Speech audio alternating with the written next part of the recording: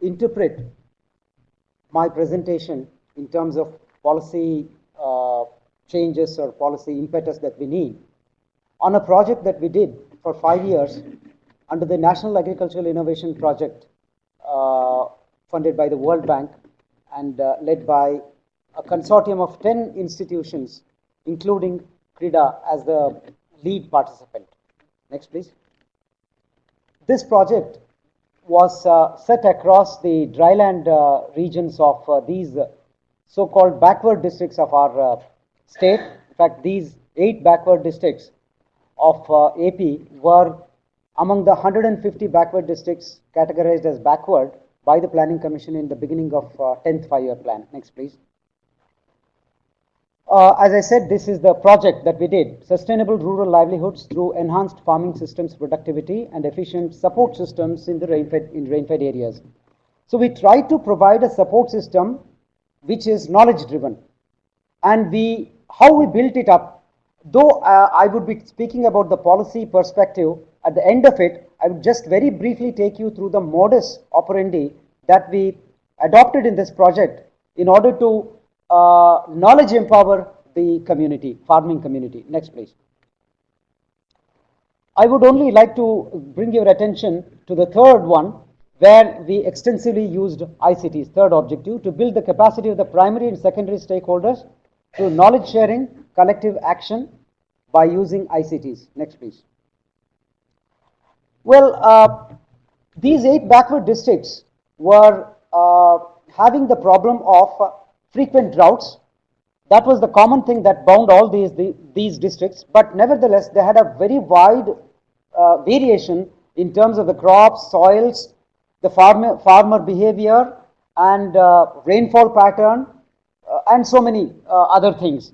As we know that every farm varies from one farm to other farm in terms of farmers' ability to manage the resources, and even within the farm you might have different patches of soils, different depths of soils. And the interventions that we planned were very knowledge intensive, in the sense that we tried to offer interventions which would enhance farmers' livelihoods on crop-based livelihoods, natural resource management livelihoods, livestock-based livelihoods, horticulture, value addition, market linkages, and all these things. The one encompassing intervention was capacity building, in which ICT was used extensively. Next, please. How did we do this? Right from the beginning, probably this was the only project, I would say, out of the 36 NAIP Component 3 projects which dealt with the rural livelihoods. This is the only one project which right from the beginning had made special provisions to inculcate the ICT as one of its core strategies. So we made enough provision in the budget to provide for ICT equipment, even the building where ICT equipment should be hosted. And that building was not simply meant to put a kiosk or allow people to come. That was a one-point shop. It was rather, we promoted it as a knowledge share center, which also had space for farmers to come and interact, store their produce, keep seeds, and then keep agricultural implements like custom hiring center. We had set up in each of these villages. And we also thought that initially when we planned these buildings were also supposed to have hosted the ISRO's connectivity, that is the satellite-based connectivity, which unfortunately did not come through for the entire period of the project. Next, please. And these are the locations, as I said, Adilabad, Anantapur, Kadapa, Khammam, Mahbubnagar, Nalgonda, Rangareddy, and Warangal districts. And in those mandals, which you see in the next column, and these were actually serving the village clusters in the third column you see.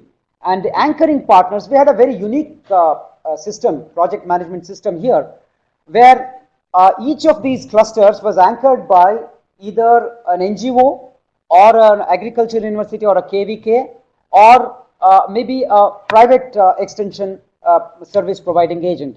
So they were actually the project implementing partners residing right at the village. Next, please. So this is in brief how I mean, this is the diagram that shows you. The knowledge share centers were essentially, each knowledge share center was also having what are called as knowledge utilization group, information and knowledge utilization group, which was actually trying to organize the community to come to the kiosks and then make use of this content that was provided there. So I'll just go how the content was prepared and all those in the next few slides. Next, please. And this is the kind of buildings which house these kiosks. Next one, please.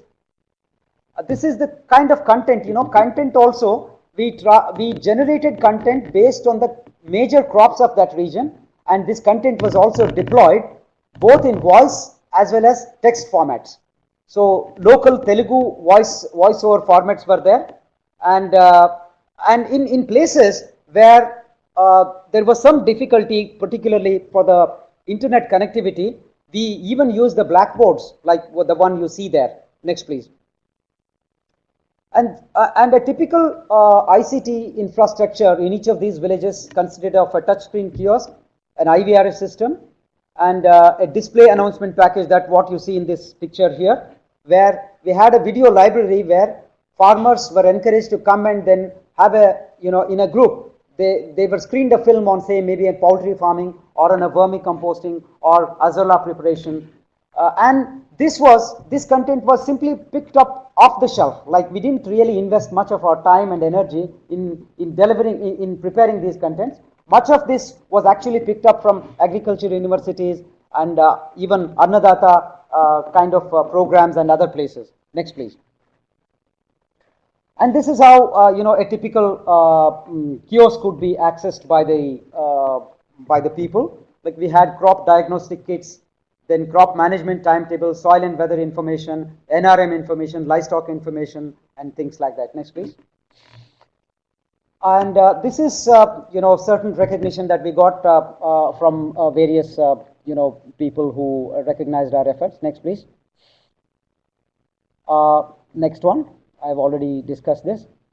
Then interactive voice response system is also like we had a toll-free number where farmers were able to contact us. Next, please. And some data, probably it's not that important at this moment for this presentation. Next, please. Next again. Yeah, and again, we also did some experiments with delivering messages in handheld devices, which also got some very good response. Next. And using the impact, in fact, we tried to download certain Google Maps and then locate where we had done our farm ponds and all. What we did in this particular cluster, we prepared a network of nearly 30 farm ponds. You can probably appreciate the difference in the picture and the greenery there before and after. This is after about 30 farm ponds were dug. In fact, what I'm trying to say here is that like, we try to go one step beyond simply knowledge sharing, and also how do we integrate these ICT tools in monitoring our project impact. Next, please. We also did some work in wireless weather sensors, where we try to give real-time weather-based information, particularly in certain diseases which are very weather sensitive in groundnut, particularly in Anantapur as well as in Mahbubnagar district. Next, please. Yeah, and the usage again varied a lot, and that I'll come to the reasons why it happened like that. Next, please. And of course, it was always preferred that farmers wanted to have information right on their handsets. Next, please. Both voice and text messages were most preferred. Next, please. Next. Well, with all these things, at the end of the project, we said, we bid a grand farewell to this project, which was again a time-bound project. In 2012 March, we completed the project, and these were some of the issues that kept plaguing even after the project is over. Like, how do we hand over these things? Who will look after this? Who will pay the power bills? And then who will be managing the kiosks? And in spite of having a dedicated team right under the project who used to run from even for a simple UPS repair, we used to have people running from one place to another place. And we all know, keeping all kinds of gadgets with us, how difficult it is to find a service contractor to come and then do it on time. And this is very, very difficult when it is being done in remote places like the ones we worked. Next, please. Well, these still remain as the major constraints. Connectivity, we really struggled hard, and finally we found out that the data cards of different companies, for example, somewhere Idea has better network, somewhere Airtel has better network, somewhere BSNL has better network. But in none of these places we had a better landline telephony where we could have accessed and had a more stable connectivity. Next, please. Well, coming to the policies, what I feel at this moment, having experienced all these things over the past 5 years, I feel that it's not enough if we agricultural experts and certain people who are involved in and interested in agricultural development and interested in improving the service delivery just beat our own drums and say that ICT is very important. I think we need to really look beyond this, and unless certain concurrent policy changes occurs at larger in the larger interest of the farmers, maybe farmers' most important need is getting a revenue record in time. And why are we not getting it? Unless all these things are done, I think ICT will still remain only a far cry from reaching the people.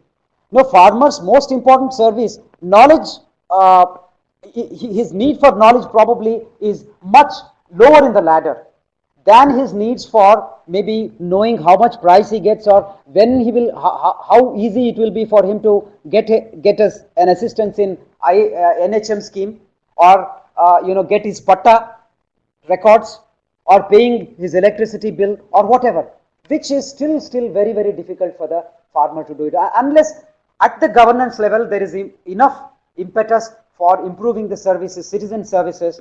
Probably it will be a very difficult thing. And then realizing the full potential of ICTs, as I said, needs concurrent reforms. Dovetailing of citizen services is a must. Then ICTs in extension, broadening the outlook. Current paradigms look only at the knowledge sharing or knowledge transfer or technology transfer, whatever you may call, that being the primary function. And we also need to take it beyond this: monitoring, evaluation, standardization of processes, maintenance of database and delivery of these things, management and improving the accuracy of predictions and accreditations of services involved in this sector. And also ICTs for extension need to recognize the changing role of extension. Extension is no longer simply transferring the knowledge. It is doing much more than that. And massive need for capacity building of the extension professionals. In fact, as very rightly said in the morning, that our clients are not farmers directly. I think it is too simplistic to say that we are doing all this ICT only for the farmers. There are so many other intermediates. First, we may have to address them, and their capacities need to be developed. Only then probably we will be doing a human service in this area. And these are the thoughts that I thought I'll share with you. Thank you very much for this time. Thank you, Dilip, for putting up all these things and then inviting me. Thanks a lot.